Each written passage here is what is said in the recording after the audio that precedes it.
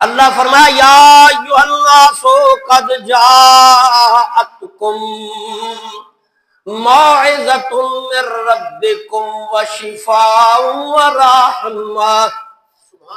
کہہ دو بھائی ثواب ملتا ہے اس کا بھی. میں نے قرآن سنایا کہہ دو پھر اللہ کا کلام برحق. اس طرح آپ کی توجہ میری طرف آ جائے. اللہ رب العزت ارشاد فرمایا لوگو اے انسانوں تمہارے رب کی طرف سے تمہارے پاس ایک کتاب آئی جو کتاب نہیں بلکہ نصیحت ہے. اس میں شفا ہے, اس میں ہدایت ہے, اس میں رحمت ہے. اگر کوئی لینا چاہے بخشش ہے. تمہارے پاس کتاب آئی, اس میں اس آیت میں 5 چیزیں کہی ہیں. اس میں تمہارے لیے نصیحتیں ہیں, اس میں تمہارے لیے شفا ہے, اس قرآن میں تمہارے لیے ہدایات ہیں جینے کی, کاروبار سلیقہ لائف سٹائل, اور اس میں تمہارے لیے رحمتیں ہیں. اور کہا اس میں تمہارے لیے دنیا اور آخرت کی کامیابیاں ہیں.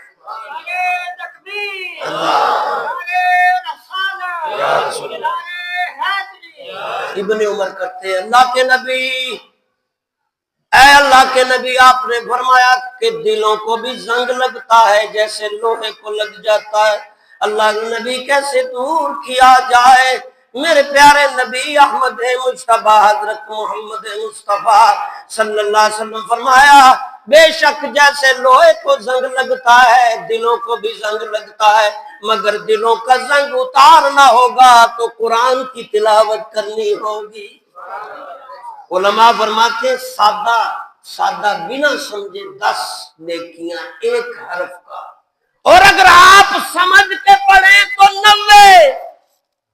آپ کو ایک جگہ 90 مل رہے ہیں 90, ایک جگہ 10, تو آپ کون سا لیں گے؟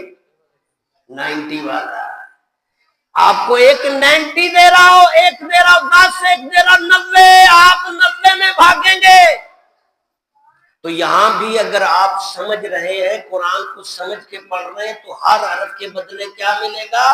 90.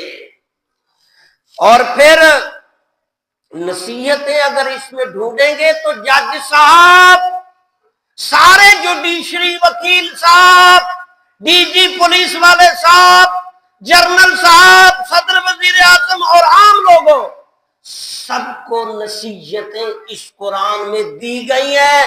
اپنی اپنی سیٹ پہ رہتے ہوئے, اپنے اپنے سٹیٹس مقام میں رہتے ہوئے اسے اپنی نصیحت ڈھونڈیے. اور آج تو بہت آسانی سے قرآن کے آخر میں سارا وہ فہرست بنا دی جاتی ہے کہ زنا کی کیا سزا ہے, وہ ساری آیاتیں ریفرنس جمع ہیں. رشوت لینے کی کیا پنش ہے, وہ ساری آیاتیں جمع ہیں. جھوٹ بولنے کی کیا پنش ہے, ساری آیات جمع ہے.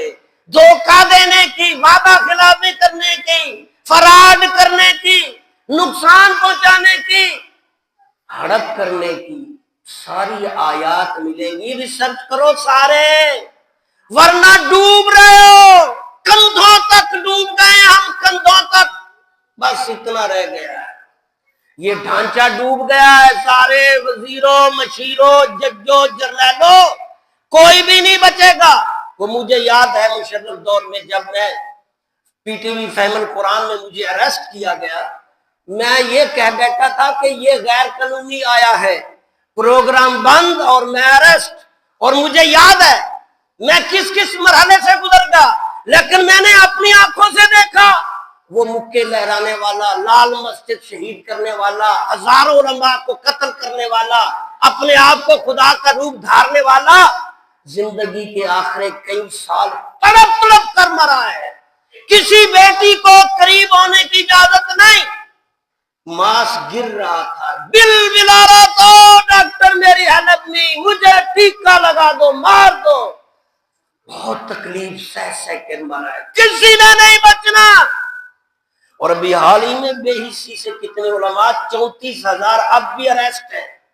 اور میری پچھلے 2-3 ماہ یہ جب سے یہ واقعہ ہوا ہے فیس بک بند کر دی ہے. ہاں جی یوٹیوب میرے ہاں جی وہ سب کو فوکس کر رہے ہیں، ہاں جی ساری تباہی دین کو نقصان پہنچانے، وہ تھوڑے سے لوگ تھے دین والے وہ بھی مٹا دو، تھوڑے سے حق بولنے والے مار دو۔ اس میں سب کے لیے نصیحتیں ہیں، کیا ہے قرآن میں سب کے لیے؟